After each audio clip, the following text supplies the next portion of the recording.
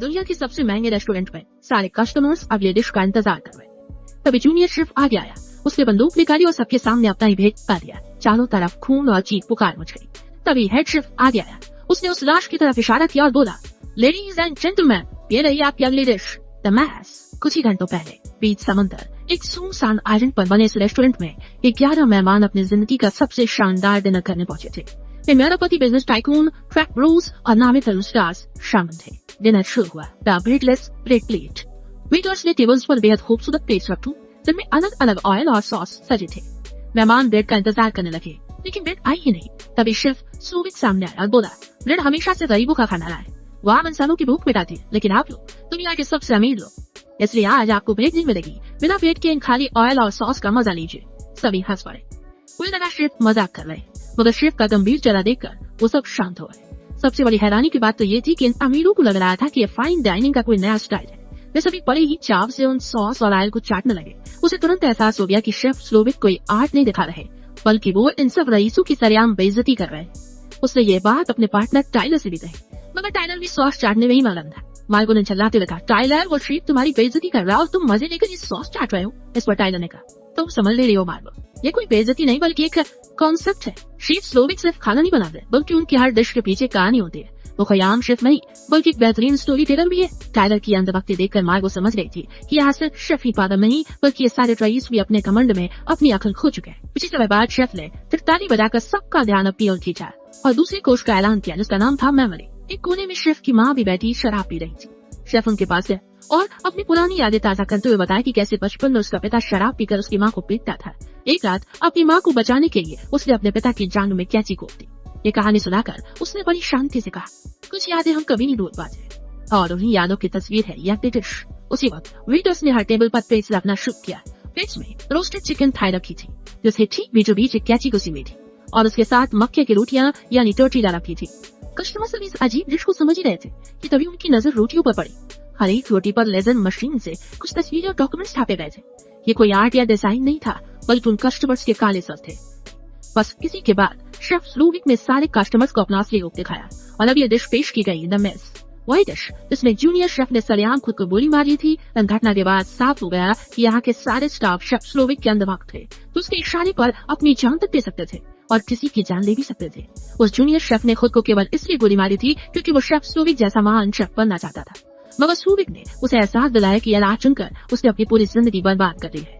एक महान शेफ बनकर भी वो कभी खुश नहीं रह पाएगा, क्योंकि जिनके लिए वो पूरी जान से पूरे लगन से खाना बनाता है, उन्हें उसकी कला की कदर ही रही है। वो केवल दिखावे के लिए आते हैं, खाने के लिए नहीं। स्लोविक का इशारा वहाँ बैठे अमीर कस्टमर्स पर था। केवल अमीरों को टॉन्ट मारने के लिए स्लोविक ने अपने एक आदमी की बलि दे दी थी। इस घटना से सारे कस्टमर्स को समझ में आ गया कि शेफ स्लोविक कितना बड़ा संकी है। सारे के सारे कस्टमर्स अभी के अभी इस रेस्टोरेंट से निकल जाना चाहते थे, मगर तभी शेफ ने जोर से चिल्लाकर उन्हें चुपचाप खाने को कहा। लेकिन उस बुजुर्ग रिचर्ड ने हिम्मत दिखाई। वो बाहर जाने के लिए जिद करता है, लेकिन दरवाजे पर मिस्ट्रेस एल्सा ने उसका रास्ता रोक लिया। उसके इशारे पर गार्ड्स ने रिचर्ड को दबोचा और बिना एक पल सोचे रिचर्ड की एक उंगली काट दी गई। रिचर्ड दर्द से चीखता हुआ जमीन पर गिर पड़ा। उसे देख सारे मेहमानों का तख्त दहल उठा, मगर टाइलर को उससे भी कोई फर्क नहीं पड़ा। वो जड़ बूटी अभी भी खाने में मगन था। इसी दौरान उन टेक प्रो ने से एक सोरेन का दिमाग समझा। उसने ट्रेन उठाया और पीछे मौजूद कांच की दीवार को तोड़ने की कोशिश की, मगर उस कांच पर खरोच तक नहीं आई। सोरेन मायूस हो गया। तभी फिल्म स्टार जॉर्ज ने हिम्मत करके सबकी ओर से शेफ से सवाल किया, शेफ, हम जानना चाहते हैं कि हम सबको यहाँ बंद क्यों किया गया और ये सब क्या हो रहा है। ये सुनकर शेफ स्लोविक ने उन सब पर अपनी भड़ास निकालते हुए कहा, तुम लोग यहाँ हो क्योंकि तुम सब एक घमंडी इंसान, तुम्हें ना खाने की कदर है ना कला की, तुम सब बस दिखावा करने यहाँ आते। तुम में से कई लोग 10 बार से भी ज्यादा यहाँ आ चुके हैं, मगर क्या तुम लोगों को मेरी एक भी डिश का नाम याद है। तभी बूढ़े रिचर्ड ने तुक्का मारते हुए कहा, कॉड मछली। शेफ का खून खौल था। उसने कहा, वो कॉड नहीं बेवकूफ, वो हैलीबर्ट थी, बहुत ही रेयर स्पॉटेड हैलीबर्ट। मेरी कला तुम्हारे पेट में जाकर सिर्फ कचरा बन जाती है। मैं अपना पूरा हुनर, पूरी जिंदगी तुम जैसे रईसों को खुश करने में बर्बाद कर चुका हूँ, लेकिन तुम लोगों को केवल दिखावे से खुशी मिलती है और मेरी कहानी को पूरा करेंगे। लेकिन तभी टेक ब्रूस में से एक ने शेफ को टूकते हुए ताना मारा, तुम कहते हो ये तुम्हारा रेस्टोरेंट है, लेकिन सच तो ये है कि तुम्हारा नहीं बल्कि तुम्हारे इन्वेस्टर डग वैरिक का है। शेफ ने बड़ी शांति से बोला, डग वैरिक इस रेस्टोरेंट का मालिक नहीं था। अब चीजें थोड़ी बदल गई, अब डग वैरिक का मालिक मैं। इतना कहकर शेफ ने खिड़की के बाहर गहरे समंदर की तरफ इशारा किया। सभी की नजरें बाहर उठी और उनके होश उड़ गए।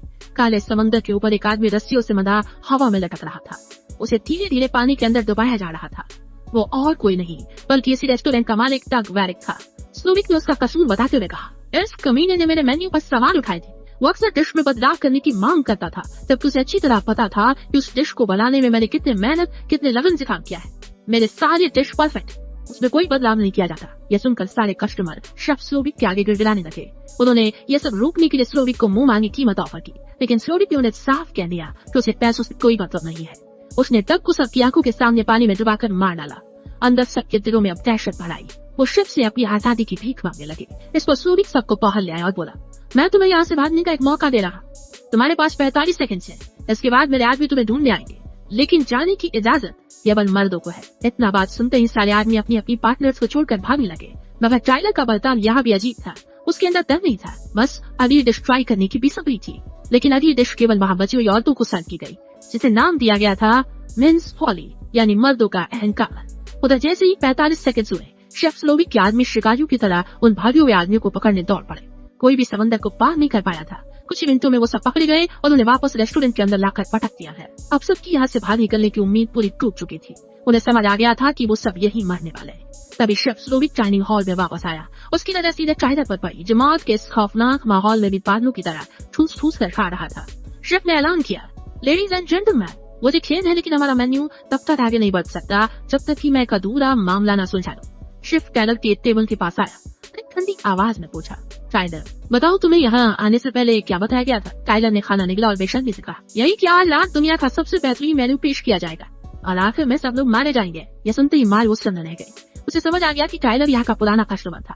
उसे शुरुआत से ही सब पता था कि यहाँ सब मरने वाले हैं। शेफ ने टाइलर से आगे पूछा, तुम्हारी बुकिंग किसी और लड़की के साथ थी ना? वो कहाँ है? टाइलर ने बिना हिचकिचाए घिनौना सा जुड़न दिया। उसने कहा, हाल ही में मेरा अपनी गर्लफ्रेंड के साथ ब्रेकअप हो गया। आपके रेस्टोरेंट में अकेले इंसान के लिए बुकिंग नहीं होती। मुझे बस एक पार्टनर चाहिए थे, इसलिए इसे मार्गो बनाकर ले आया। मार्गो की आंखों में खौफ की जगह नफरत भर आई। टाइलर ने खाने की लालच में मार्गो की जिंदगी दांव पर लगा दी थी।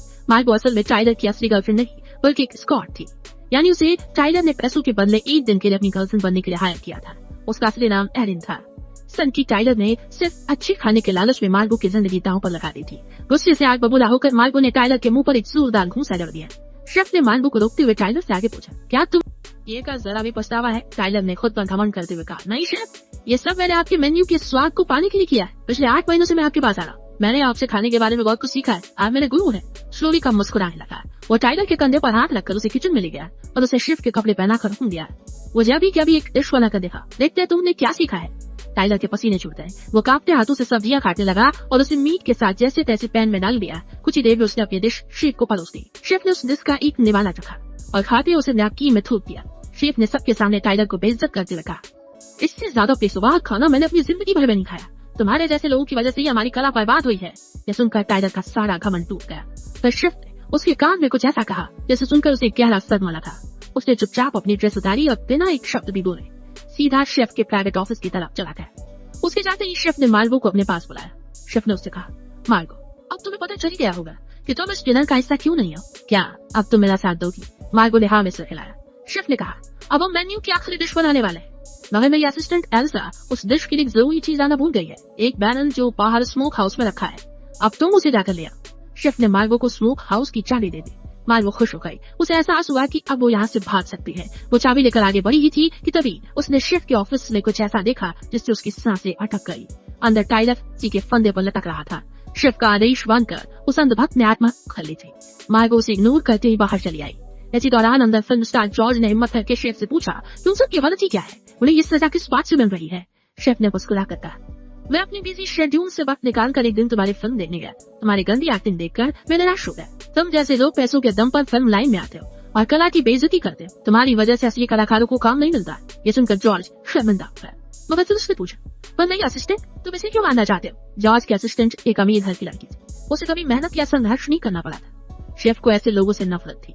उसका मानना था कि ऐसे लोग सिर्फ घमंडी और मुफ्तखोर होते हैं जो मेहनत कश लोगों का खून चूसते हैं। इस सुनने के बाद वहां मौजूद सबके चेहरे निराशा से भर गए। फिर किसी ने शेफ से कोई सवाल नहीं किया। उधर दूसरी ओर मार्गो स्मोक हाउस में पहुंच चुकी थी। तभी उसे वहां एक चाकू नजर आया। मार्गो ने चाकू उठा लिया। अब वो अपनी सुरक्षा कर सकती थी। यहाँ से भागने का जरिया ढूंढती हुई वो सीधे शेफ स्लोविक के प्राइवेट क्वार्टर्स में आ गई, जहाँ किसी का भी आना साफ मना था। उसने देखा कॉटेज अंदर से बिल्कुल रेस्टोरेंट की हूबहू नकल था और सामने चांदी के रंग का एक भारी भरकम दरवाजा था जिस पर ताना लगा था। मार्गो सोच जा ही रही थी कि तभी पीछे से एल्सा वहां गई। एल्सा की आंखों में मालवू की भयानक नफरत थी। उसे लग रहा था कि शेफ ने उसे हटाकर मालवू को अपनी नई असिस्टेंट चुन लिया है और अब मार्गो उसकी जगह लेने वाली है। गुस्से में एल्सा ने मार्गो पर चाकू से जानलेवा हमला कर दिया। दोनों के बीच खौफनाक लड़ाई शुरू हो गई। मार्गो ने अपनी पूरी ताकत पटोरी और पास रखी एक भारी मशीन एल्सा के सर पर दे मारी।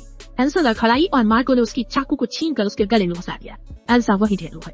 मार्गो ने एल्सा की जेब से चाबियां निकाली और उस सिल्वर डोर को खोल दिया। यह शेफ का सीक्रेट कमरा था जिसकी दीवारों पर उसकी पूरी जिंदगी की तस्वीरें टंगी थी।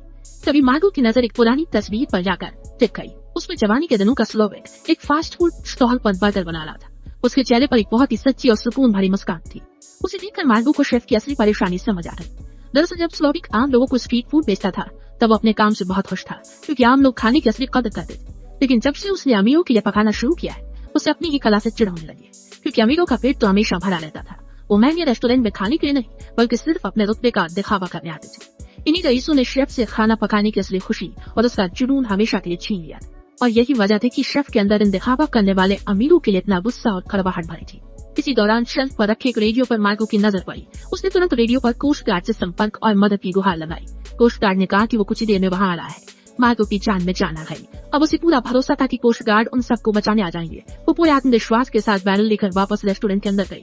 कुछ ही देर बाद आइलैंड के बाहर समुद्र में तेज सायरन गूंज था। कोस्ट गार्ड की नाव आ चुकी थी। उसे देखकर सबके चेहरे खिल उठे, लेकिन शेफ के चेहरे का रंग उड़ गया।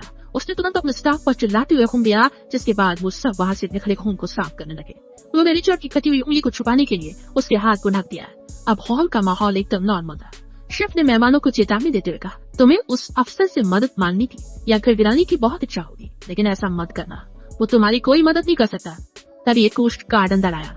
यहाँ कोई भी गड़बड़ी न देखकर उसने झिझकते हुए शेफ से कहा, माफ करना सर, मुझे यहाँ से किसी ने मदद के लिए बुलाया था। शेफ को देखकर किसी भी मेहमान की मुंह खोलने की हिम्मत नहीं हो रही थी। तभी शेफ ने गार्ड से कहा, शायद आपको गलत इन्फॉर्मेशन मिली, यहाँ कोई गड़बड़ नहीं है, प्लीज मेरे मेहमानों को डिस्टर्ब न करें। गार्ड माफी मांगकर वहां से जाने ही वाला था। तभी उसकी नजर फिल्म स्टार जॉर्ज पर पड़ी। उसने खुशी से चहकते हुए कहा, मैं आपका बहुत बड़ा फैन हूँ, आपकी एक्टिंग का कोई जवाब नहीं, क्या मुझे आपका ऑटोग्राफ मिल सकता है? जॉर्ज ने खुशी से हाँ कहा। शेफ भी उसे रोक नहीं पाया। जॉर्ज ने उसे कागज पर ऑटोग्राफ दिया। उसे लेकर गार्ड जाने लगा, लेकिन जब उसने कागज खोल कर देखा तो उसमें लिखा था, प्लीज हमारी मदद करो। उसे पढ़ते ही गार्ड ने अपनी बंदूक निकाली और सीधा शेफ पर तान दी और उसे हाथ ऊपर करने की चेतावनी दी। ये देखकर सारे मेहमान खुशी से खिल उठे। उन्हें पूरी उम्मीद थी कि अब वो यहाँ से निकल पाएंगे, लेकिन तभी अचानक ही गार्ड ने अपनी बंदूक मार्गो की तरफ मोड़ ली और ट्रिगर दबा दिया। लेकिन बंदूक से गोली नहीं बल्कि आग की लौ निकली। असल में वो बंदूक नहीं, सिर्फ एक गैस लाइटर था, जिससे गार्ड ने टेबल पर रखी मोमबत्ती जला दी। इसके बाद वो हंसता हुआ शेफ के पास जाकर खड़ा हो गया। सारे मेहमानों के चेहरे हैरानी से सपाट पर है। शेफ ने कहा, दोस्तों ये कोई कोस्ट गार्ड नहीं, हमारा आदमी डेल है। मौत के डर से कांपते उन मेहमानों के साथ शेफ ने एक भद्दा मजाक कर दिया था, जिससे वो अंदर तक टूट गए। शेफ मार्गो के पास आया। उसने कहा कि मार्गो ने गद्दारी करके उनका भरोसा तोड़ा है, इसलिए अब वो भी इन मेहमानों के साथ मरेगी। मार्गो रो पड़ी और शेफ अपने साथियों के साथ मेन्यू का आखिरी डिश तैयार करने लगा। लेकिन तभी मार्गो को कुछ सूझा। वो अपनी कुर्सी से उठी और ताली बजाकर शेफ का ध्यान अपनी ओर खींचा। उसने सीधा शेफ के दिल को चोट करते हुए कहा, मुझे तुम्हारा खाना बिल्कुल पसंद नहीं आया। शेफ स्लोविक हैरानी से मार्गो के पास आया। उसने पूछा, क्या कमी है मेरे खाने में? मार्गो ने काम इंसान की तरह कहा, तुम्हारा खाना सिर्फ एक दिमागी कसरत और दिखावा है, जिसमें कोई प्यार नहीं, सिर्फ एक पागलपन है। एक शेफ का इकलौता मकसद होता है लोगों को वो खाना देना जो उन्हें खुशी दे, लेकिन तुम फेल हो गए हो। तुमने मुझे बोर कर दिया है, और सबसे बड़ी बात, मैं अभी भी भूखी हूँ। मार्गो ने वो कह दिया था जो शेफ ने इन अमीरों से कई सालों से नहीं सुना। उसने मार्गो से पूछा, तुम्हें कितनी भूख लगी है, क्या खाना है तुम्हें? मार्गो ने कहा, एक चीज बर्गर, एक असली चीज बर्गर, मीडियम अमेरिकन चीज के साथ। मुझे कोई दिखावटी या फैंसी बकवास नहीं चाहिए। चीज बर्गर शब्द सुनकर शेफ के अंदर की नफरत पल भर के लिए गायब हो गई। उसे वो दिन याद आ गया जब वो आम लोगों के लिए बर्गर बनाया करता था जिन्हें सच में भूख थी। शेफ ने उत्साह से कहा, अमेरिकन चीज बर्गर ही सबके लिए सही होती है। मैं तुम्हें वैसा ही बर्गर बना कर दूंगा जैसा तुमने बचपन में खाया होगा, सस्ता लेकिन दुनिया का सबसे बेहतरीन चीज बर्गर। मार्गो ने एक आम कस्टमर की तरह पूछा, इसके कितने पैसे लगेंगे और क्या इसके साथ फ्राइज भी मिलेंगे? ये सुनकर शेफ के चेहरे पर बरसों बाद एक असली सुकून और चमक आ गई। उसने अपना वो पुराना खोया हुआ मकसद वापस पा लिया था, एक भूखे इंसान का पेट भरना। उसने कहा, फ्राइज के साथ $9।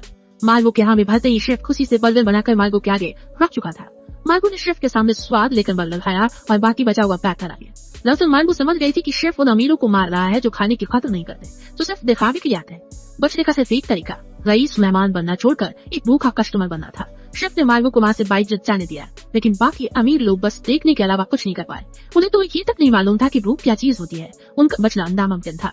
शेफ ने अपनी आखिरी डिश का ऐलान किया, जिसका नाम था द स्मोक, यानी कैसी डिश जिसे आग में भून कर खाया जाता है। रसोइयों ने पूरे फर्श पर चॉकलेट और क्रैकर्स उड़ेल दिए। सभी मेहमानों को मार्शमेलो के कपड़े और चॉकलेट की टॉफी पहना दी गई। कोई भागा नहीं, कोई चिल्लाया नहीं, सबने अपनी मौत को स्वीकार कर लिया। शेफ ने माचिस निकाली और जलाकर फर्श पर फैले हुए सिरप पर गिरा दी। पलक झपकते ही पूरा रेस्टोरेंट आग की भयंकर लपटों में तैरा। वे सारे घमंडी रईस मेहमान, वो महान शेफ स्लोवे और उसका पूरा स्टाफ उस खौफनाक आग में जिंदा जलकर खाक होने लगे। उधर मार्गो बोट लेकर समंदर पर दूर निकल आई थी। आग की लपटें देखकर उसे समझ आ गया कि रेस्टोरेंट में क्या हुआ होगा। उसे देखकर मार्गो के चेहरे पर डर नहीं बल्कि सुकून था, अपनी जान बच जाने का सुकून। मार्गो ने एकदम आराम से अपने बॉक्स से वो चीज बर्गर निकाला और उस भयानक दृश्य का मजा लेती हुई बर्गर खाने लगी। इसी के साथ यह फिल्म समाप्त हो गई। दोस्तों उम्मीद है आपको ये कहानी पसंद आई होगी। अगर हाँ तो वीडियो पर लाइक जरूर चाहिए और ऐसी ही बेहतरीन फिल्मों की कहानियों के लिए हमारे चैनल को सब्सक्राइब करना ना भूलें। मिलते हैं एक और जबरदस्त कहानी के साथ, तब तक के लिए धन्यवाद।